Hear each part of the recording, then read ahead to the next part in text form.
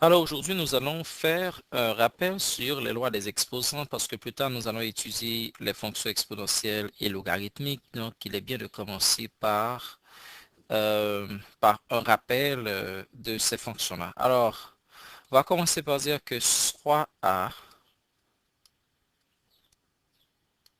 B supérieur à 0. Donc là, on parle des bases. Et M, je peux mettre N d'abord. N et M appartient à l'ensemble R, l'ensemble derrière. Bon, ce qu'il faut surtout voir, c'est de commencer par expliciter un peu, voir la terminologie. Exemple, quand on a, disons, 2 exposant 5. OK. Si 2 multiplié par 2, multiplié par 2, multiplié par 2, multiplié par 2. D'où vient le 5? Le 5 vient du fait qu'ici, il y a un 1 qu'on ne voit pas, que l'on ajoute ici. On va dire c'est 2, 1 plus 1 plus 1 plus 1 donne 1 exposant 5. Et si on le met sous la forme de puissance, c'est 2 fois 2 fois 2. Donc vous avez 2 fois 2, donc 4 par 4, 16, fois 2, 32. Alors, comment on nomme ce 2-là? Nous appelons une base. Le 5, nous appelons ça un exposant. Et le 32, nous appelons une puissance. OK. Bon, une fois dit, on a établi exactement ce qu'on appelle une terminologie de base. Maintenant, passons euh, à quelques règles ou bien à quelques lois. La première nous dit que B exposant 0 est égal à 1. Donc ici, on ne va pas passer à une démonstration en tant que telle, mais supposons que vous avez, euh, disons, 2 exposant 5 sur 2 exposant 5. En principe, ça donne 32 sur 32.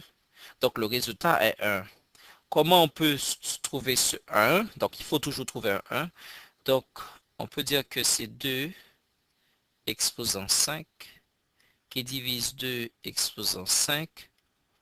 On a 2 exposant 5 moins 5 égale 2 exposant 0 égale à 1. Ça, c'est une autre façon de le montrer. Donc, premier principe, tout nombre affecté de l'exposant 0 est égal à 1. Donc, c'est-à-dire que x affecté de 0 est égal à 1. A, B, entre parenthèses, affecté de 0 est égal à 1. 53 affecté de 0, l'exposant 0, est égal à 1. Passons maintenant au deuxième principe. Principe numéro 2. B, l'exposant moins n, est égal à 1 sur Bn. Alors, ce que l'on veut démontrer, c'est que quand vous avez une base affectée d'une exposant négatif, c'est que c'est pas une puissance négative. Il y a une différence entre moins Bn et 1, alors, et B exposant n. Ici, vous avez un exposant négatif, et ici, vous avez c'est-à-dire que vous avez toute l'expression qui est négative en tant que telle, et puis c'est pas la même chose. Donc, et surtout, il ne faut jamais faire entrer le moins dans le calcul. Donc, c'est-à-dire que si vous avez 2 moins 5. Ordinairement, dans les résultats, on va vous demander d'avoir des exposants positifs. Alors, c'est faire ça, exposant 5. Il y a un truc que j'ai utilisé certaines fois pour aider les élèves à se souvenir. Ça, par exemple, si vous avez 2 x exposant moins 4, ce que vous pouvez faire, c'est carrément transformer ce moins en une barre de fraction. Et là, vous dites, vous enlevez le moins en faisant votre barre de fraction et vous avez x exposant 4. OK. Donc ça, c'est pour le deuxième. Troisième, b exposant n multiplié par b exposant m. Qu'est-ce que vous faites? Vous additionnez les exposants. OK. Alors là,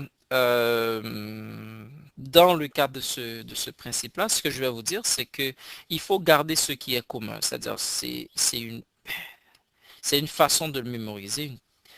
Garder ce qui est commun.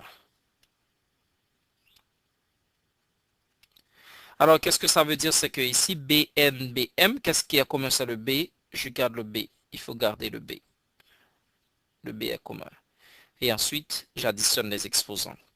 Donc, 3 exposant 2 multiplié par 3 exposant moins 5. Fais attention, on additionne les exposants. Donc, ça donne 3 exposant moins 3. On va faire un autre exemple. Mais si vous avez 3 exposant 2 multiplié par 9 exposant 2, comment vous faites ça? Alors, vous allez... Il faut garder ce qui est commun, mais en fait, ce qu'on peut faire ici, on a gardé le 3 et on a additionné le moins 5 et le plus 2. Ce qu'on peut faire ici, c'est de faire une transformation à la même base, c'est-à-dire faire un changement de base. Faire en sorte que le 9 devient 3 exposant 2 par 2. Donc, vous allez avoir 3 exposant 2 multiplié par 3 exposant 2 fois 2 fait 4. Donc, on va ajouter les exposants. Ça donne 3 exposant 6. Donc, 3 exposant 6 c'est égal à 3 exposant 2 multiplié par 9 exposant 2. Bon, il y a encore une autre façon de le faire parce que n'oubliez pas, je viens de dire que ma règle, c'est de garder ce qui est commun. Si on garde ici ce qui est commun, c'est qu'on a 3 multiplié par 9, 2. Donc, je vais garder le 2 parce que le 2 est commun. Donc, je multiplie 3 par 9, ça fait 27, exposant 2. Donc, ça donne le même résultat. Est-ce que je peux vérifier que 27 exposant 2, est-ce que c'est égal à 3 exposant 6?